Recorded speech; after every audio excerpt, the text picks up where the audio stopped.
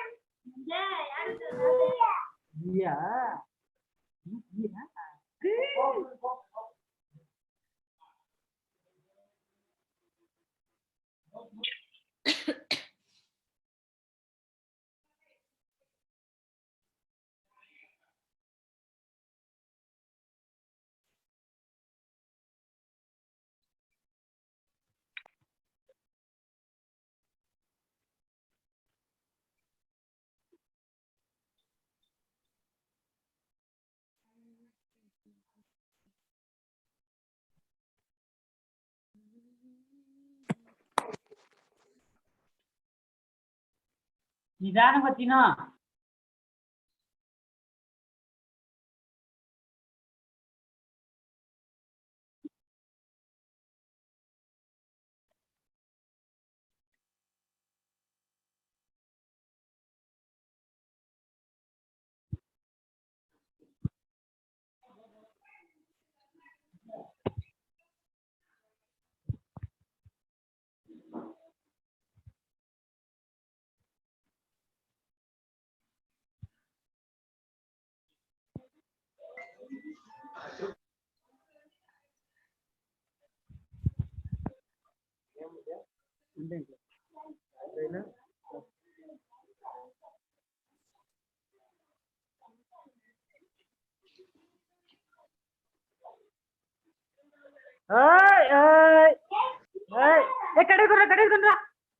కడగకున్నా తిన్నాల బిడ్డ వస్తాను ఉండు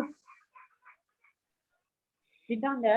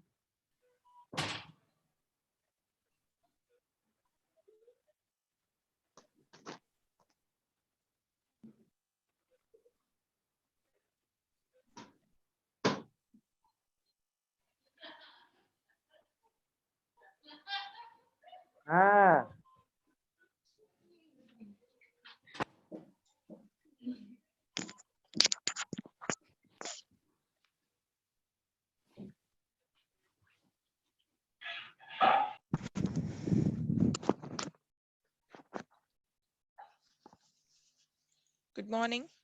Good morning, students. Good morning, ma'am. Good morning. You can mute your audio so that no disturbance will be.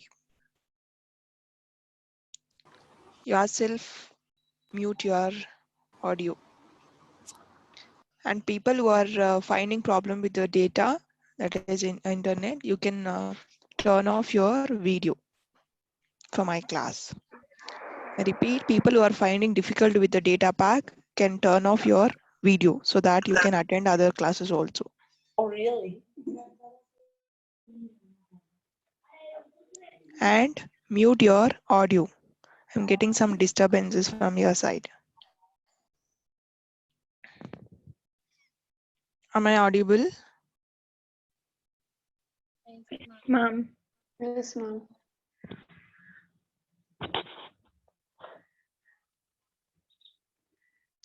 Wait, I'll mute all myself.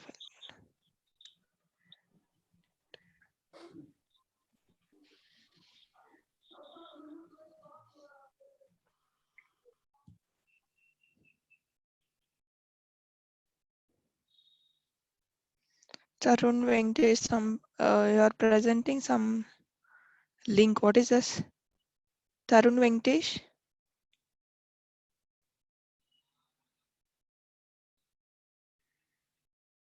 Mistake, huh?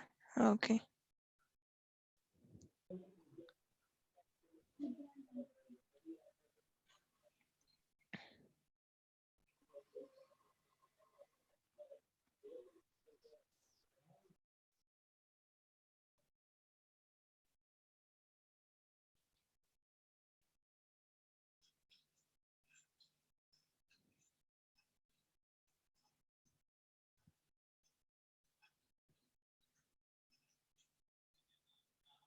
Anybody finding difficult with the data pack, turn off your video so the attendance will be given. No problem. Okay. Good morning. Good morning, ma'am. Who is that still talking? Turn off your audio, no? You can post your answers in chat box. So I repeat, if you have any queries during my session, you can post your question in chat box. I'll answer your questions. Okay. So, am I audible? Is it my voice is clear? Yes, ma'am. Yes. Okay. So today I'm going to start process scheduling. That is second chapter of your module 2. So before that, I want to know, is all North Campus participants also present in this session, for this session? North Campus? Yes, ma'am. Yes, sir. Okay. So is it process scheduling is done for you guys? North Campus students? No, ma'am. No. So for I think 6th A is done, right? For 6th, please please mute your audio. Please mute your audio. I think for 6th A it's done, right? Yes, ma'am. 6th A and 6th C also. For 6th C, Yes, ma'am. okay. So for 6th B, I think we have solved one problem. So what I'll do, I'll try to. I think you all of you know what are the algorithms we have, scheduling algorithms, right? How to solve the problems also. I think all of you know. I think because it's done in class. Hope so. Yes. Yes. Okay. So now for today, I'll start with the process scheduling chapter. Today, first I'll take up CPU burst and IO burst cycle and what is the scheduling criteria. And I'll try to solve one problem on a scheduling algorithm if time permits. Otherwise, I'll start in all the algorithms in next class. What I'm planning is anyway of all the algorithms are done for all the sections, I think. So what I do, I give the problem. I'll give some amount of time for you to solve. Within that time, you have to present your solution for each and every problem in next class. That is on Thursday. So today I only take up theory. The next class will be problems on scheduling algorithms. For North Campus, they have not started this process scheduling. No, For ma'am. North They didn't start. Okay, yes, okay, then I have to start at least. I'll explain it. I'll explain it in next class. Okay. Okay, ma'am. Okay. So today the chapter is process scheduling. After this class, you'll have one quiz. It has the quiz has 5 questions. You have to answer the quiz. In every class, there will be a quiz for 10 minutes. You have to answer those questions. Okay, first let me start this today's topic.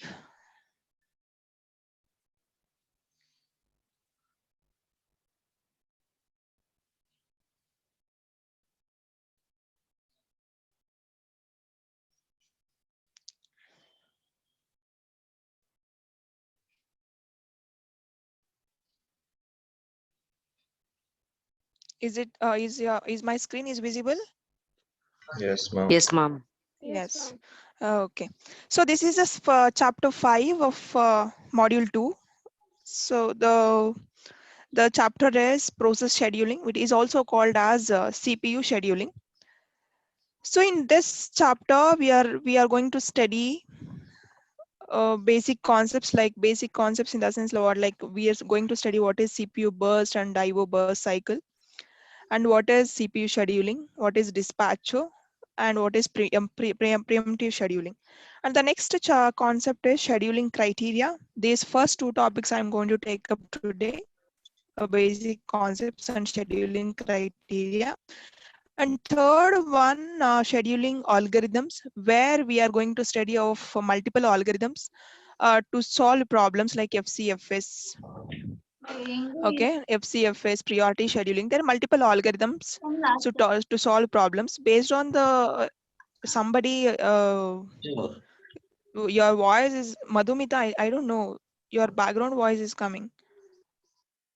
Can switch off your audio. Mute your audio at least. So the next one, thread scheduling and multiple processor schedule. These are the five concepts we have in this chapter. So first we'll see what are the basic concepts. So we know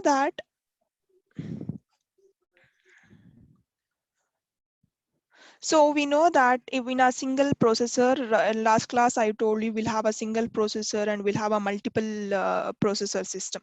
Single processor system in the sense we'll have only one processor, where in that processor in the sense, for example, CPU. In a single processor, you can only perform only one task at a time in a single processor, because we have only one processor. One processor can do only one task at a time, right? So in a single processor system, only one process can run at a time. Any others must wait until the CPU is free and can be rescheduled. So meaning, if we have only one processor system, in one processor system, when my system is having only one processor, in that processor only one task can run at a time, meaning only one process can run at a time, right? If multiple processors are present, if one process is running using single processor system, any other process have to wait until the CPU is free, and once the CPU is free, then that process, the left out process, can be rescheduled, meaning it can be assigned to the CPU for execution purpose. But if we have multiple processors, meaning multiple CPUs, then you can run multiple tasks at a time, right? But in a single processor system, you can run only one process, meaning you can run only one task at a time, right? So to overcome the problem of single processor system, because in a single processor system, only one task, you can perform only one task at a time. If I have multiple tasks to run, you have to wait until the first processor gets completed, right? So it's like a wastage of time.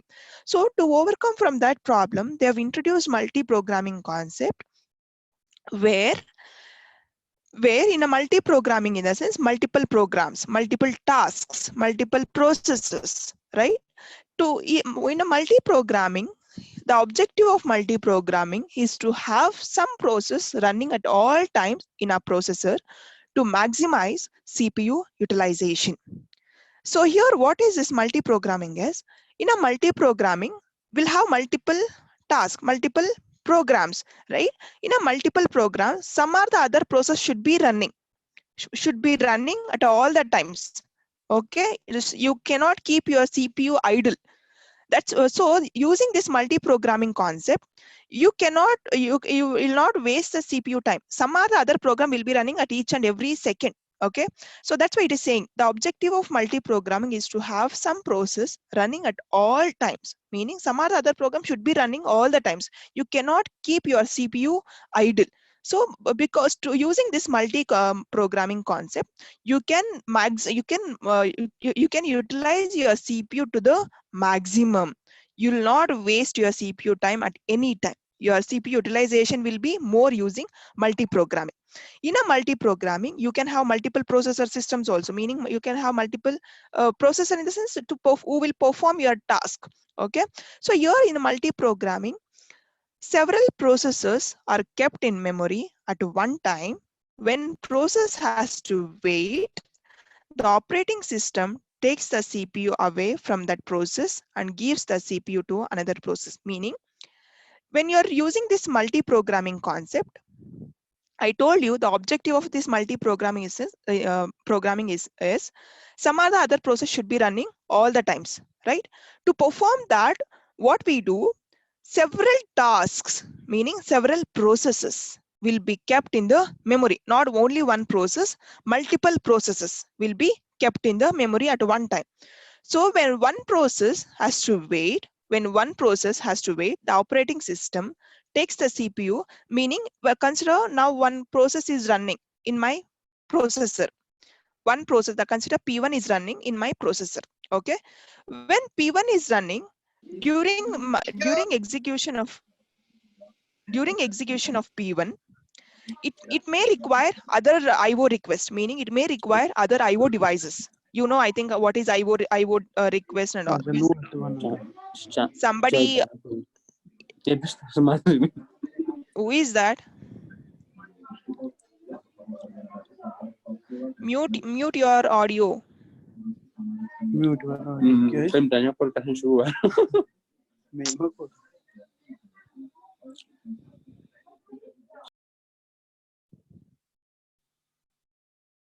So when one process, consider P1 is running in your processor, when during P1 execution, P1 may require some IO devices. It may require some keyboards, it may require some printers, other things. Okay, when it requires IO request, what it does, your process P1 has to wait to perform IO request, right? When P1 is waiting for IO request, then your CPU is idle, meaning it is not performing any task. Are you understanding what I'm saying?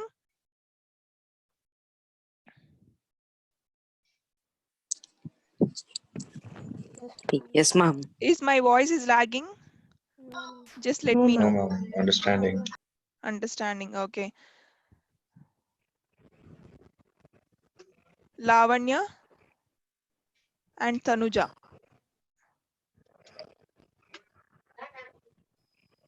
Is my voice is lagging? No, ma'am, it's clear. It's fine, ma'am. Are you understanding what I'm saying? Yes, ma'am. I repeat, whenever you are using multi-programming concept, to use this concept, multiple programs, meaning multiple tasks, should be loaded into memory. Okay, so if any one of the process is running in your processor, if that process requires IO device, for example, it may require some keyboard, it may require some printers. A keyboard in the sense, maybe it is waiting for some user to enter some key, right? Otherwise, it is waiting for a printer to print something. That is like IO request. Okay, if the process is waiting for IO request, then your CPU cannot perform any task. Your CPU will sit idle now. That's why. So when one process is waiting for IO request, what your scheduler can do is, what your operating system can do is, when one process is waiting for IO request, then your operating system can schedule, meaning it can take your CPU away from the current running process and give that CPU to the another process, right? So where you'll get, I told you, when you're using multi-programming concept, initially you should keep all your processes, all your tasks in a memory, right? So when you pick up one process from your memory and when you give that process to the CPU, during execution, that process may feel that it may require some IO request. It is waiting for some IO devices. So during that time, your CPU will sit idle. So your CPU time will get wasted, right? So what we do using multi-programming, when your process is waiting for IO request, you can take your CPU from that process, schedule that CPU to the next process, because we have multiple processes are kept in a memory. So schedule that CPU to the next process. So your CPU will execute the next process, consider P2, right? Is it clear?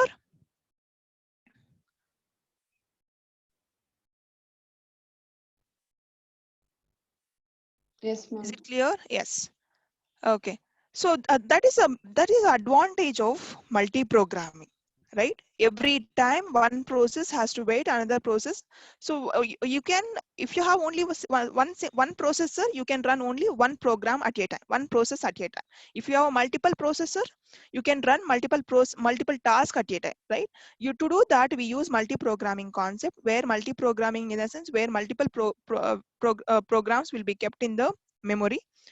So if one process is running, if in between, if may require, if your processor may require some IO request, that CPU can take away from that process and it can be scheduled to the next process. You can pick up next process from the memory. You can schedule your CPU to the next process. That is the introduction.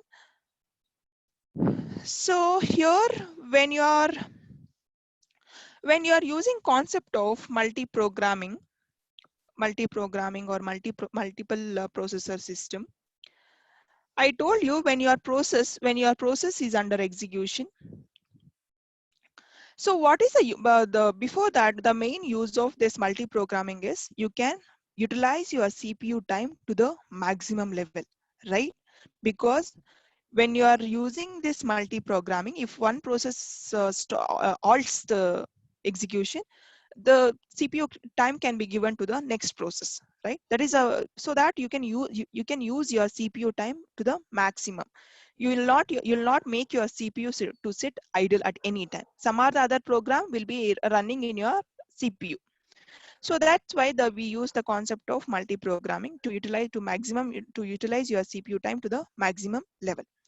So I told you, when your program is under execution, when your program, I repeat, when your process or when your program is under execution, it should be in one of the two states. Either it should be in the execution state that I have highlighted, CPU execution or IO wait. So when your process or when your program is under execution, it should be in one of the two states. What are those two states? One is CPU execution state, or it can also call it as a cycle. When your process is under execution, it may have in one of the two cycles. One is CPU execution cycle or IO wait cycle. I repeat, when your process or when your program is under execution, your program, the execution will be one of the two cycles, one of the two states. Either it should be in the CPU execution state, either it should be in the IO wait state. Okay, so here you can see the diagram. I think so, in the right side. So here I told you, when your program is under execution, it should be one of the two states. Either should be in the CPU execution, either in the IO wait. CPU execution is also called as CPU burst. CPU execution is also called as CPU burst. IO wait is also called as IO burst.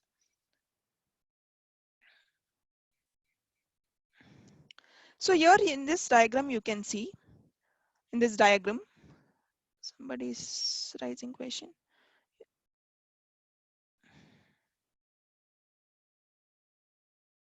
My voice is not clear. Bharat and Anisha.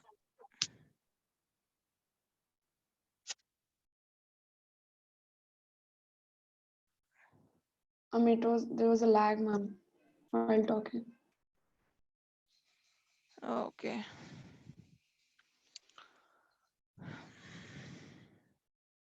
Now it's clear. Yes, ma'am. Hello. Yes, ma'am, it's clear now. Okay. You just raise a question when my voice is lagging. I'll not get to know. Okay, ma'am. So in this diagram, you can see here, in this diagram, we'll have a CPU burst. I told you when your program is under execution, when I'm performing some task, your CPU should be in one of the two states, either in the CPU burst, either in the IO burst. CPU burst is also called as CPU execution. IO burst is also called as IO wait. So here I have taken one example, just simply for your knowledge. So I am here in the CPU, in the first phase. I'm just doing some task, that is load store. I'm loading some instructions, storing some instructions, add, store, then read from file. Meaning I'm doing some task here. I'm reading something from my file. I'm loading some instructions. I'm storing those instructions. So for your, just I've included some instructions. Meaning my CPU is performing some task here. Yes or no? So to load some instructions or to add some instructions or to read from file, I need the CPU time. So that is called as CPU burst. After performing some task, loading, adding, and read file, my program felt that it may require some IO device, meaning it may require some IO device like keyboard, printer, mouse. Keyboard in the sense like program is waiting for some key to enter by the user.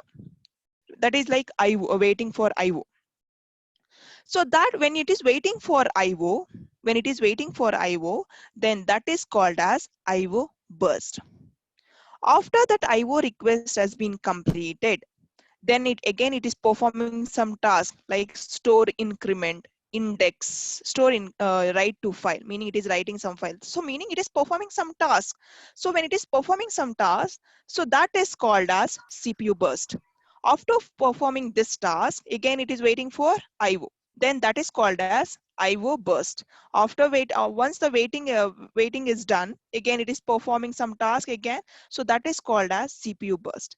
After that, again it is waiting for some IO request. Then that is called as IO burst. So when my process is waiting for IO request, then that is called as IO burst. When it is performing some task by the CPU, then it is called as CPU burst. So when your process or when your task is under execution, your process should be in one of the two states, one either in the CPU state, CPU burst, either in the IO burst. When it will be in the CPU burst, when your program is under execution, that will be that is in the CPU burst. When it is waiting for IO request, then it will be in the IO burst. Okay. So eventually, after doing its own task, then the final step after performing entire task, the final step will be here. I mentioned one point. Eventually, the final CPU burst ends with a system request to terminate execution.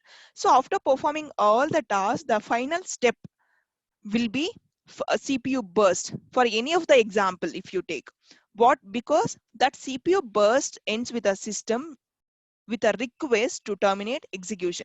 So after performing everything, you have to inform your operating system saying my execution is done.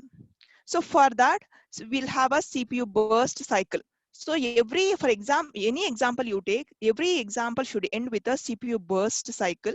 That CPU burst cycle, what it says is, it writes a request to the operating system saying my execution has done. I've terminated my execution. You can reschedule your next process. That is the meaning of final CPU burst.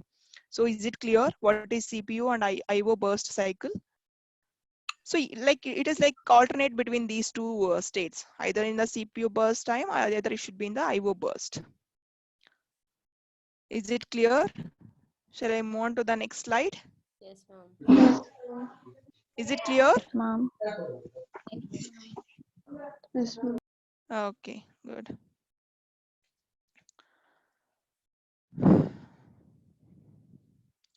So this is just one graph I mentioned for your knowledge. That is how it will vary during the CPU burst and IO burst. This is actually not required. So here in the x-axis, I've taken burst duration, and in other axis, I've taken frequency. So how it varies from CPU burst to IO burst? Just I've written one graph here. That is also called as histogram. Okay. So the next one is CPU scheduler. So we know that schedule your Ma'am, your voice is not or clear, your ma'am. processes. Voice is long, ma'am.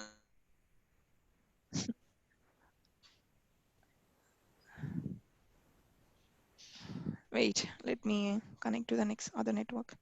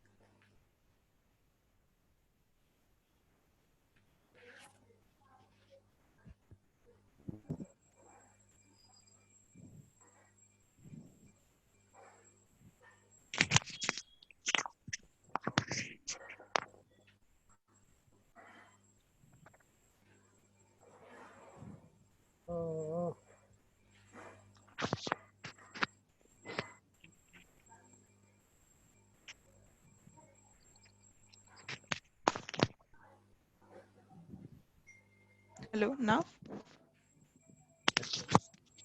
Is it fine now? Yes, ma'am. Yes, ma'am.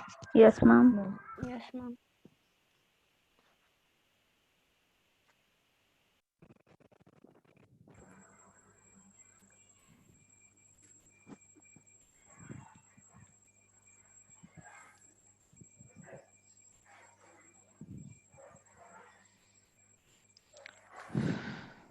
Okay.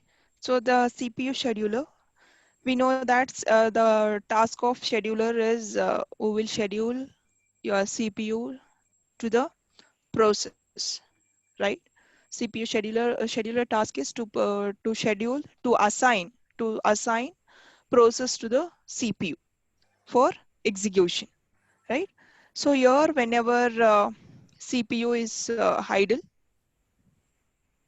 whenever CPU becomes idle, the operating system must select one of the process from ready queue to be executed. Meaning, when process is created, when new process is created, if that process wants to execute, if that process may require CPU for execution, that newly created process should be, if that process wants to execute, that process should be moved to ready queue, right, to be executed. Whenever process is created, if that particular process wants to execute, then that process, every time that process has to be moved, has to be has to be moved to ready queue for execution, because your scheduler can only pick up the processes for execution only from the ready queue. So if any process wants to move, if any process wants to execute, that process first should be moved to the ready queue for execution, right?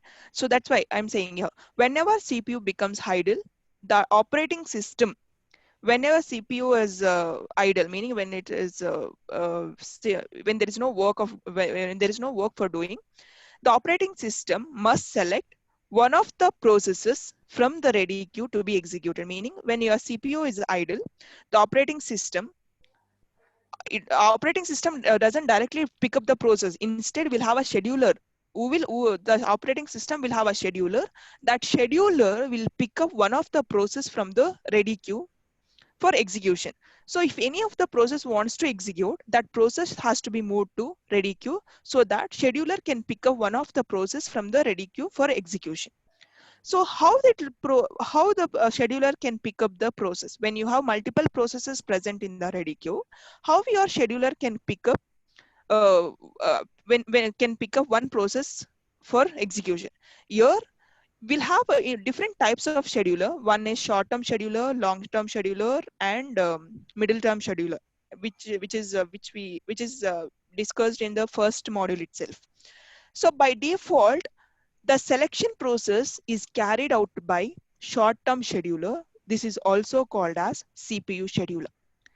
So when you have a multiple processes present in the ready queue for execution, by default, your operating system initialize short-term scheduler to pick up, to make a selection among the multiple processes. So your short-term scheduler will pick up one process at a time. So it will assign that process to the CPU for execution. I think all of you know what is long-term, what is short term, and what is middle term, because this is the topic we discussed in the first module itself, last chapter.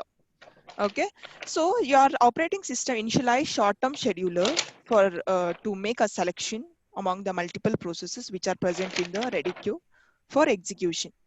So this scheduler select a process from the processes in memory that ready to execute, which are ready to execute, and allocates the CPU to that process. So we initialize when multiple processes are present in the ready queue.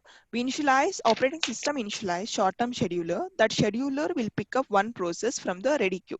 Whichever process is ready for execution, it will pick up one process from the ready queue, and it will assign that process to the CPU for execution.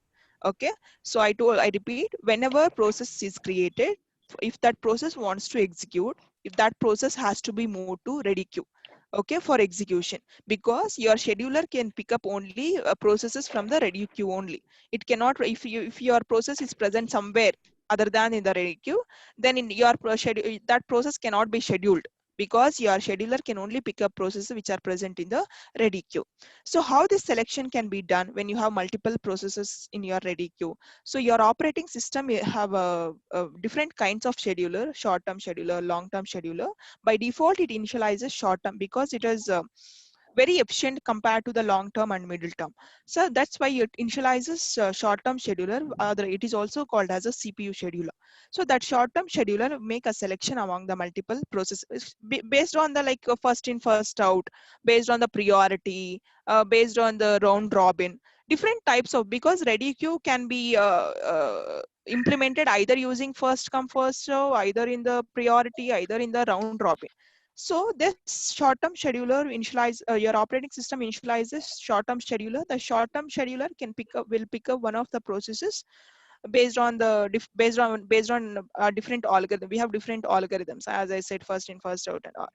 So then when the short-term scheduler picks one process from the ready queue, that process will be assigned to the CPU for execution. That is a CPU scheduler, how it will schedule the process for execution. So there are different kinds of schedulers other than this short-term schedulers. We have two kinds of scheduling algorithms. One is preemptive scheduling algorithms and non-preemptive. But in your textbook, they are only discussing preemptive scheduling algorithms. Preemptive in the sense, I'll just give the idea of what is non-preemptive also. Somebody, ma'am.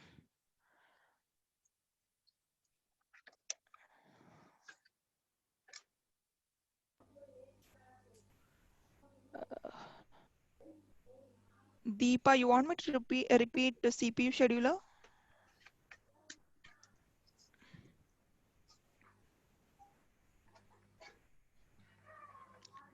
Hello. Yeah. Is it Deepa? Ma'am, can you repeat that how it selects from the ready queue? Ready queue can be implemented either using first in, first out, meaning you can use either first in, first out concept, either you can use based on your request, like either it can implemented using priority schedulers. You know what is first in, first out, right? Whichever the process comes first, that process will be scheduled first, right? Either priority means based on the priority. If one process is under execution, if another priority having more priority than the other current running process, then the highest priority scheduler will be scheduled first. So whenever you are using ready queue, meaning ready queue in the sense where it is like a storage where all the processes which are ready to execute should be present in the ready queue. Are you clear what is ready queue?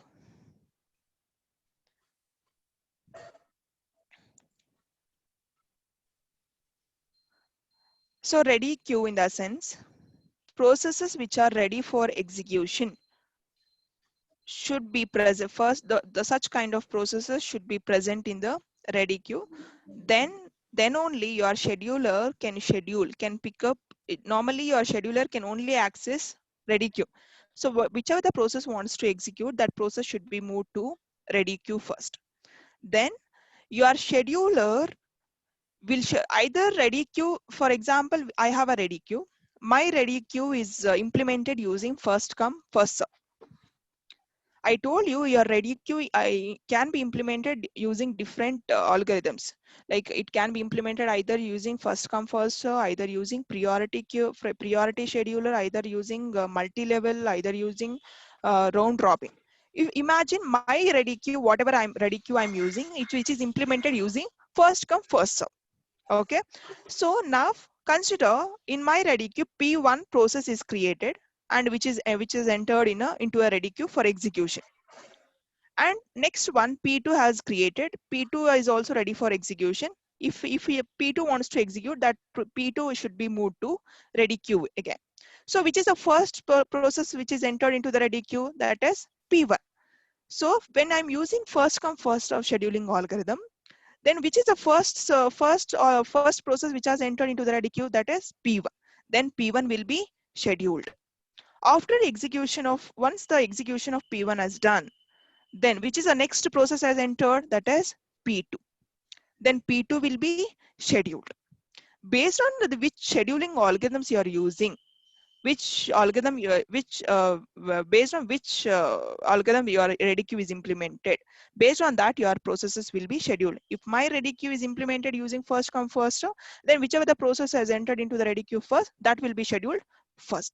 If the P1 is entered into the ready queue first, then that P1 will be scheduled for the first to the CPU. That is based on the which type, based on your request, you have to design your how your ready queue should be. If my ready queue is implemented using first come first serve, then it will be based on the entry will schedule the processes. Is it clear, Deepa, now?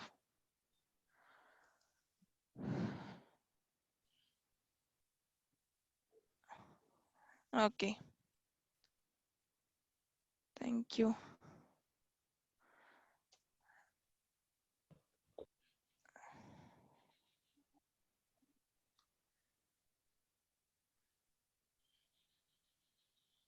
So there are two types of scheduling algorithms. One is preemptive and non-preemptive, but in your textbook, they're only discussing about preemptive scheduling. Preemptive in the sense, first I'll tell you what is preemptive and what is non-preemptive. Preemptive in the sense, when your process is under execution,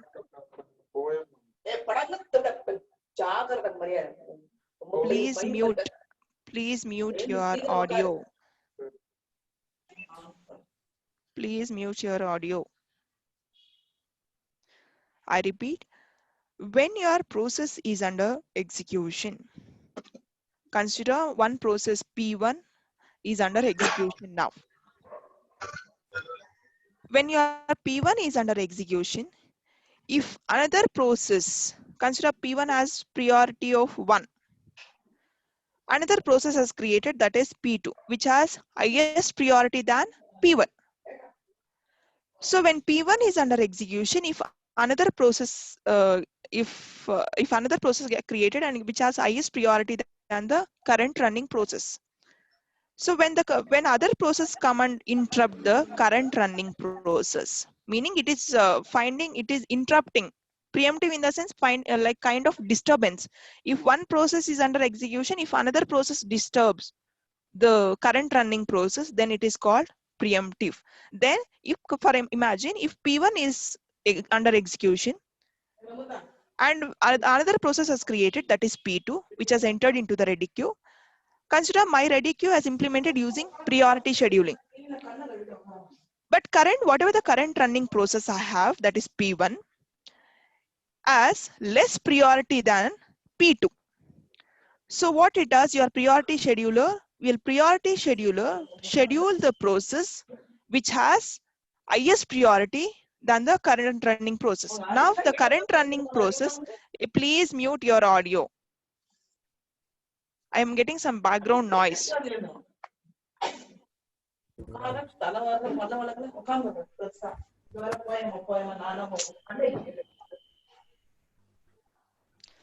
So if the current running process has less priority than the other process, when you are ready queue, when you are using a priority scheduler, if your current running process, that is P1, has less priority than P2, then what your priority scheduler does is it assign P2. Even if the P1 is under execution, it will preempt this P1 because there is one more process which has highest priority than current running process.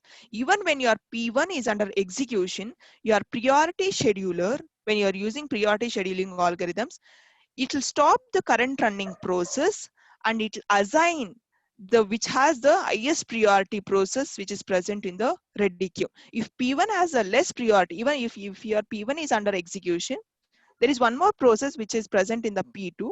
If that process which has highest priority than the current running process, what your scheduler does is it will stop the current running process and it will schedule the highest priority, that is P2 process to the CPU, right? So that is called preemptive, meaning preemptive in the sense like kind of disturbance. Find whatever the process is running for currently, they will stop that process and it will schedule the highest priority process.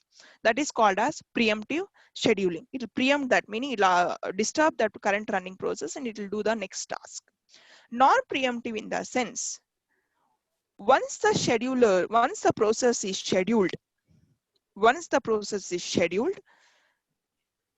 your scheduler cannot disturb the current running process. If P1 is scheduled, this P1 cannot be stopped until the completion of this P1. Until the completion of its execution, no other process can stop this current running process. Whatever the highest priority, whatever you take, once the process is scheduled, until the execution of this process, another process cannot stop this. That is called as non-preemptive scheduling. Meaning there is, once the process is scheduled, other process cannot disturb at any time until its termination, until it waiting for the IO request. Okay, that is non-preemptive scheduler. So first we'll see, since your textbook they are discussing only preemptive in your syllabus, I'll just talk about only preemptive schedulers. So your preemptive scheduling, CPU scheduler decisions may takes place when a process, meaning once when you are using preemptive scheduling algorithms, how do you make, when you have a multiple processes present in the ready queue, how do you make decisions which process should be scheduled and when can you schedule your processes? So here, how do you make CPU scheduling decisions may takes place when a process switches from running to waiting state. Meaning now I have one process which is scheduled. Now that process P1 is under execution. Okay, when during execution, that if that process may require some IO request, IO devices. When it requests for IO devices, then your CPU will be sit idle. Then that particular process will go to the waiting state. In the first module, there is a concept called process state, right? There is a diagram. If you remember, there is a new state, running state, waiting state, terminate state. Yes or no? I hope so. You remember. When your process is just created, then that will be in the ready state, the new state. When your process is ready for execution, then process will be in the ready state. Then when your process is under execution, then it will be in the running state. When your process is waiting for some IO request, then that will be in the waiting state. There are 5 states for each process. One is new state, ready state, waiting state, running state, and terminated state. Yes or no? Yes, ma'am. Remember? Yes, ma'am. Yes. So when your process under execution, when your decision you can make, when can you share, how can you make decisions when your process is under execution, whether your process is under waiting state? So you can make multiple decisions when your process switches from running to waiting state. Meaning now my process is under execution, meaning when your process is under execution, then your process will be in the running state. So when your process switches from running to waiting state, when your process will be in the waiting state, when it is waiting for some IO request, when it is waiting for some key to enter by the user, then that will go, then that process will go to the waiting state. When your process will go to the waiting state, then your scheduler can schedule the next process because your CPU is sitting idle now. Yes or no? If the current running process if switches from the running state to the waiting state, then your CPU will sit idle. Then what your scheduler does, your scheduler can schedule the next process, can pick up next process from the ready queue, and it can schedule that process to the CPU. Yes or no? Answer. Yes, ma'am. Yes, ma'am. And the next one, when can you the first point is, when can you can make a decision, you can schedule the next process when your current running process switches from running to waiting state, meaning your process is a waiting state. So now your CPU is sitting idle. Instead of making your CPU sit idle, you can schedule the next process. That is a one where you can schedule your next process. The next one, when a process switches from running to ready state. So imagine your process is under execution now. When your process is under execution, your process will be in the running state. Yes or no? So when it is under execution, when some interrupt occurs, some error has occurred during execution. Meaning when some error has occurred, then you have to halt your process. Yes or no? Normally when you are doing some program, when you are executing some program, if you have errors, you cannot run your program. You have to correct those errors and you can move on to the execution part, right? So when your program is under execution, when your process is under execution, when some interrupt occurs, when some error has occurred, that your meaning when some interrupt occurred, you have to halt the process, current running process. So once the error has occurred, you have to clear that error. Yes or no? When you're clearing errors, your CPU will be idle. Yes or no? So there also you can schedule the next process, right? When you're running process, when some error has occurred, once the errors are cleared, you cannot immediately schedule that whatever the process you are running. Again, that process has to move to the ready queue. Are you getting what I'm saying? Yes, ma'am. Deepa, you can, I think you'll have doubts, you can ask me.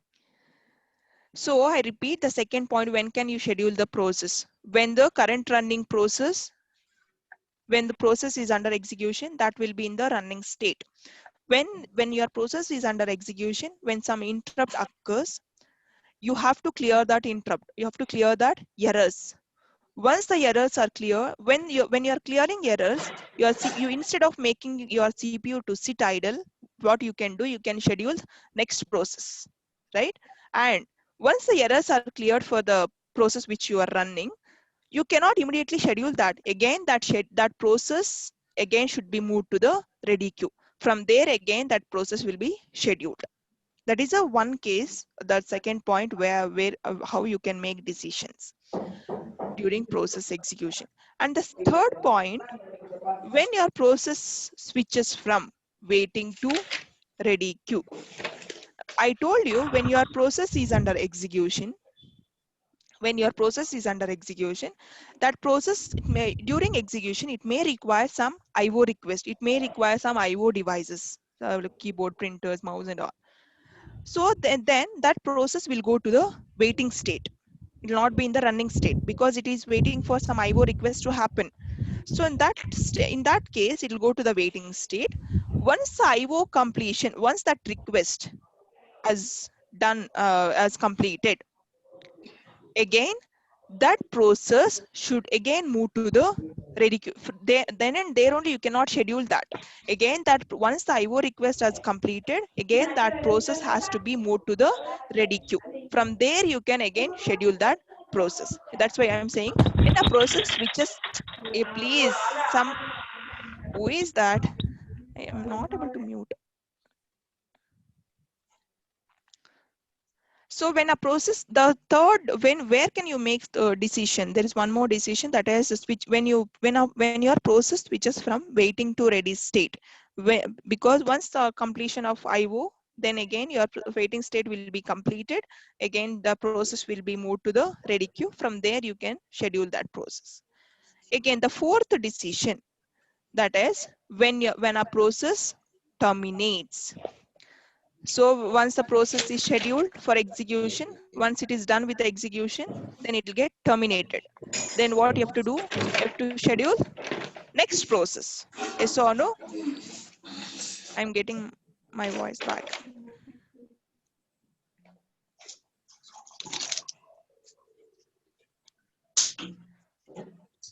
So are you clear with these 4 points? When can you schedule your processes? First Yes, point, ma'am. you can schedule your process when your process goes to the waiting state. And the next one, when your process from running to switches from running to the ready state.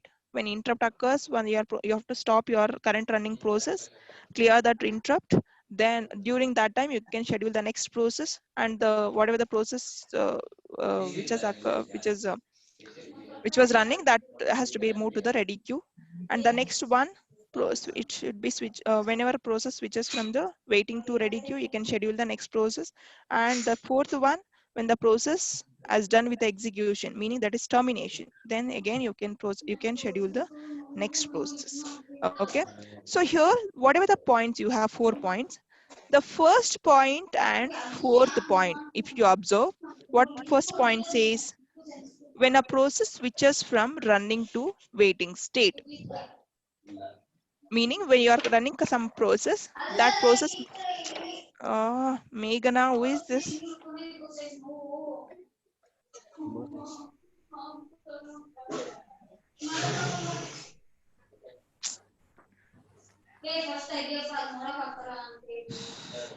So here the schedule, first point and fourth point, that is switches from running to waiting state and process gets terminated. There is here from the first, if, oh please, yeah, who is this?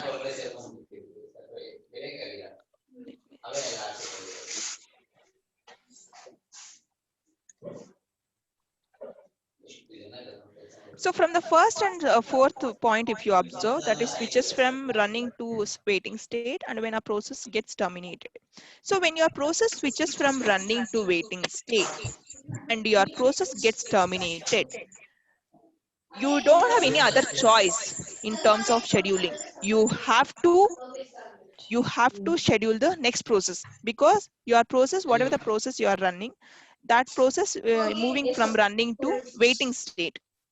So when it goes to the waiting state, your process, you'll not have any other option. You have to schedule the next process. You cannot wait, because you cannot make your CPU to sit idle. Yes or no? So you have to schedule the next process. And even the fourth one, your CPU, when a process gets terminated, when the process gets terminated, here also you don't have any other choice. You have to schedule the next process. That's why I'm saying scheduling under 1 and 4, there is no choice in terms of scheduling. A new process, what is this? Can you make out who is this? Anybody?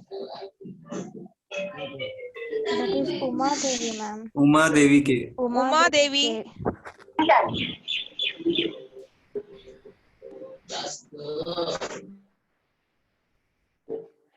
Uma Devi, can you mute your audio? Lot of disturbance from your side. So in scheduling point 1 and 4, there is no other choice in terms of scheduling. You have to schedule the new process. When your current running process moves to the waiting state, and when the process gets terminated, you have to schedule the next process. There is no other choice. A new process must be scheduled for execution. Hello. Who is that, yaar? Hey, Machi, mute madili. So that. Hello, Uma. Nan Sukruta. Hey, Manji, mute mado. With our language.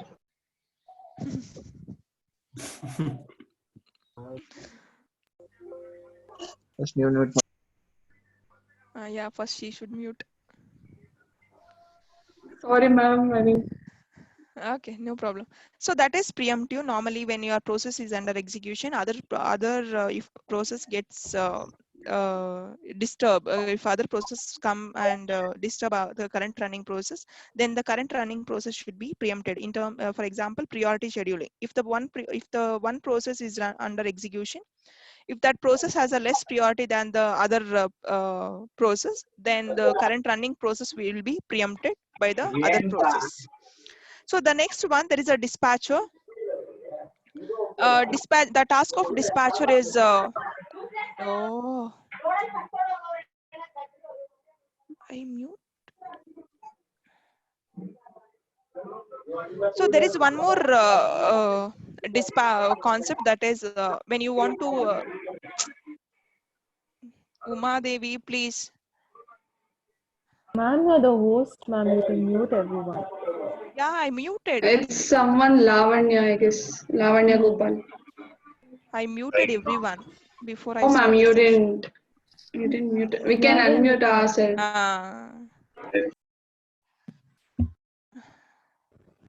One sec, I'll see.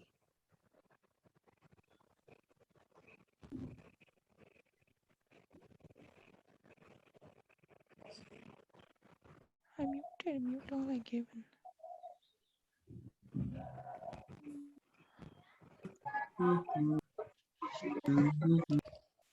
Time is going.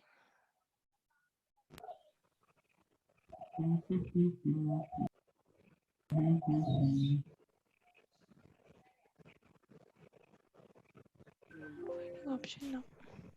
Okay, we'll see. Okay, there is one more concept before you move on to the scheduling algorithm. If you learn this dispatcher, the task of dispatcher is what? The dispatcher module gives the control of the CPU to the process. When the process has been picked up from the ready queue, for that process, you have to schedule that process to the CPU for execution. You cannot directly do that. There will be one more module in between, that is dispatcher. The task of dispatcher is what? Whatever the CPU, before the process is being scheduled, the control of CPU will be under operating system. Before the process is scheduled, the control of operating system is under the control of CPU is under operating system. Your operating system will have a control of CPU.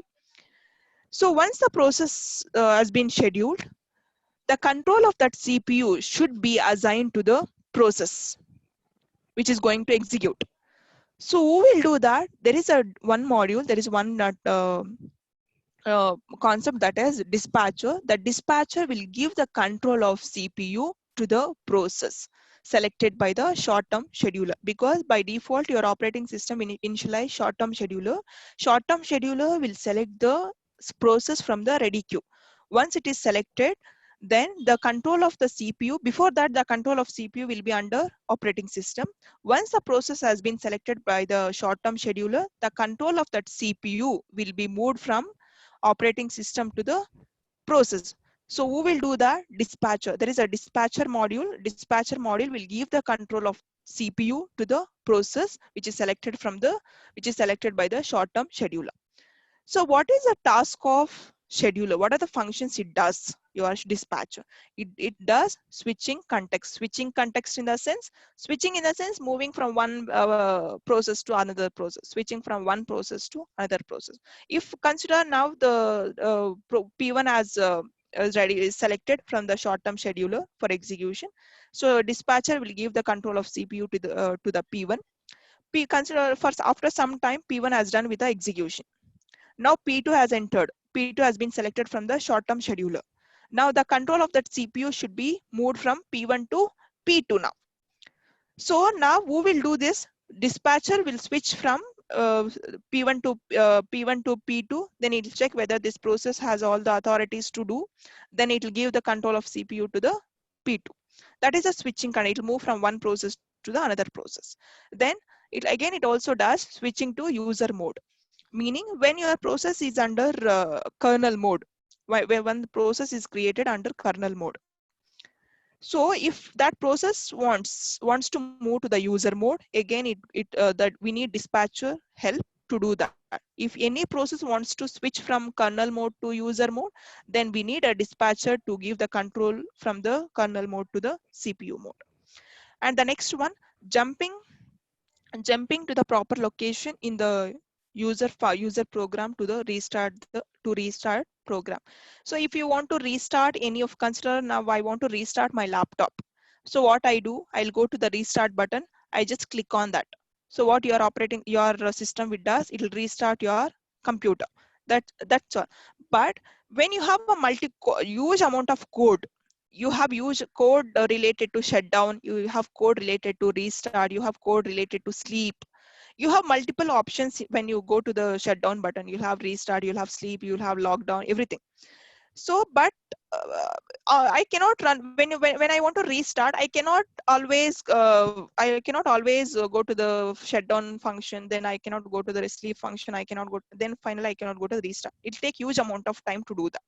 So what this dispatcher does, when I click on restart button, your dispatcher directly jump to the restart function and it will restart my instead of moving from first to the end, directly it will move. It designed in such a way that it will directly jump to the restart function. Then it will restart my computer.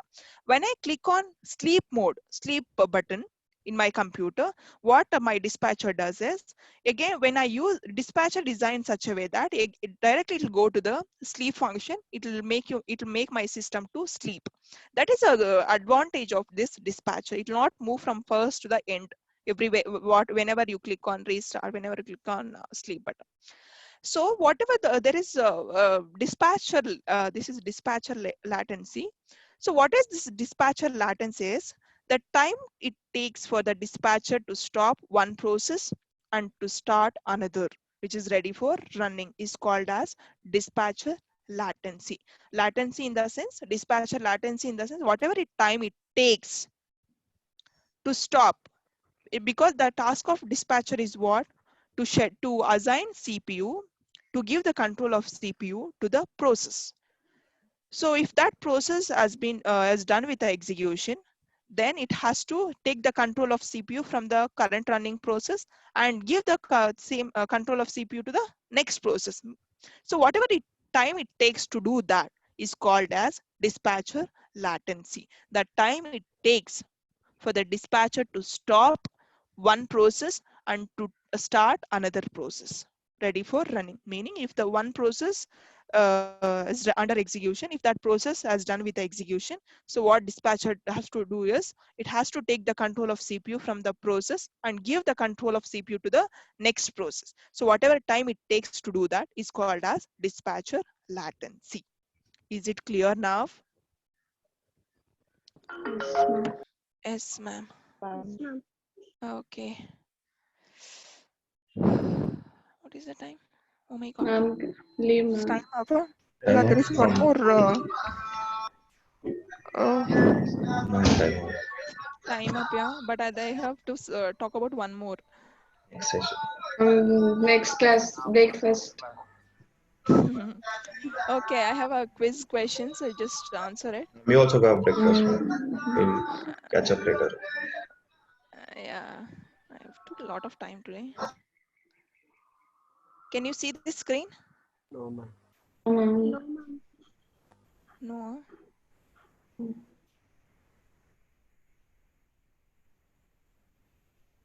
Wait 1 second. You answer these questions and leave.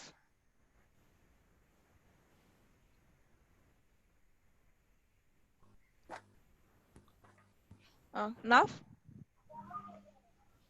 No, ma'am. No, ma'am. No, ma'am, it's not seen. No, ma'am.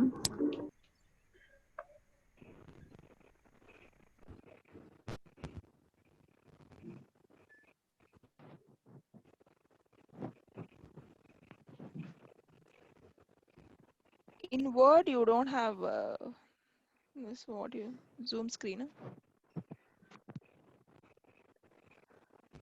Now, this is also not clear. No, ma'am. Respond it fast so that I No, know. ma'am, no, ma'am. No, ma'am. Okay, wait. That PPT is visible. Yeah. I'll copy these questions there.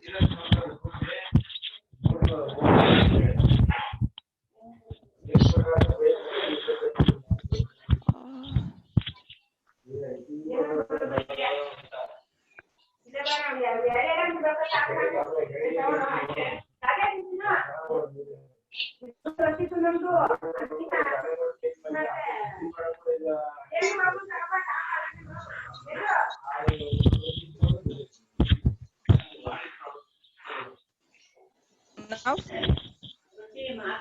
No, ma'am. No, ma'am. Wait.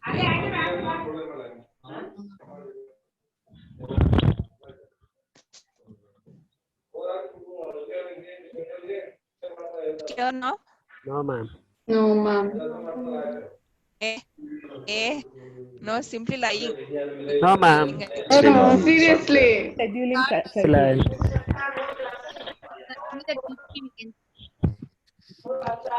Mom, breakfast, please.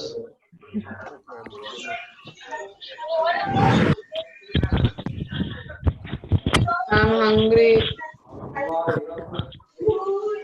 Next class you can share.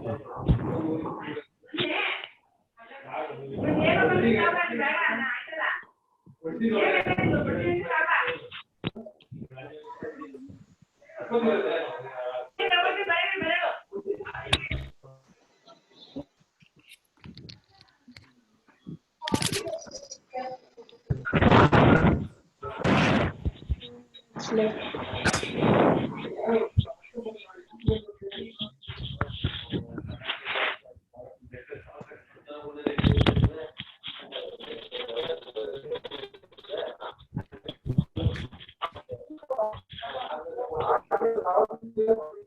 Where is ma'am?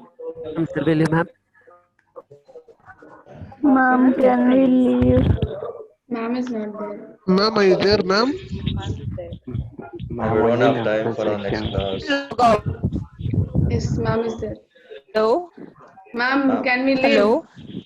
Ma'am left. Yeah, you can leave. Have a good day. Yes, Make ma'am. Thank you, ma'am. Thank you, ma'am. You too.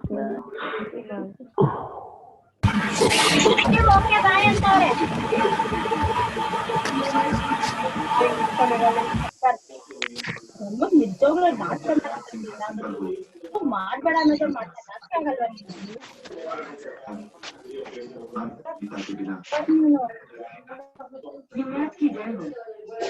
ಬೇಡ ಅಂದ್ರೆ ಮಾಡಿಸ್ಕೊಡ್ತೀಯ ಮಾಡ್ಬೇಡ ಅಂದ್ರೆ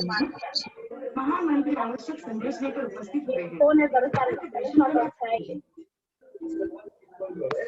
ಯಾಕೆ ನನ್ phone ಕೊಡ್ಬೇಕು ಯಾಕೆ ನನ್ phone ಇದು निश्चय ही राज्याभिषेक संबंधी कुछ कार्य होगा।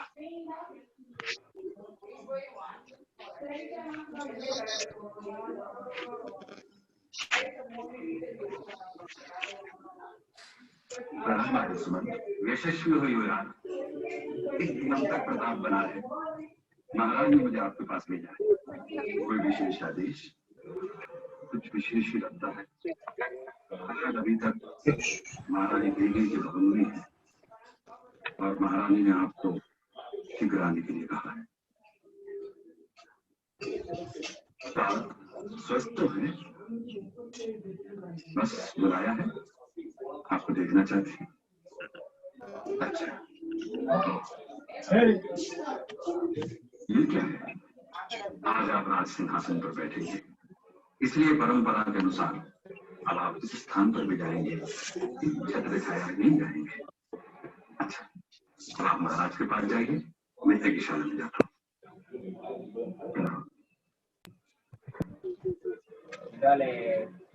You can log out, guys. It's time up. खाली लॉग आउट ಆಗ್ಬೇಕಂತೆ ಬಾರೆ.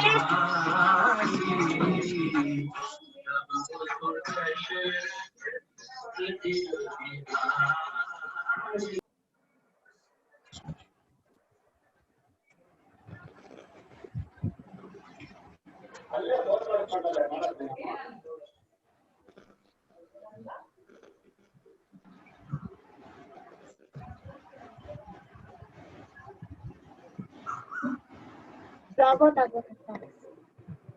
Okay guys, you can leave. Have a nice day.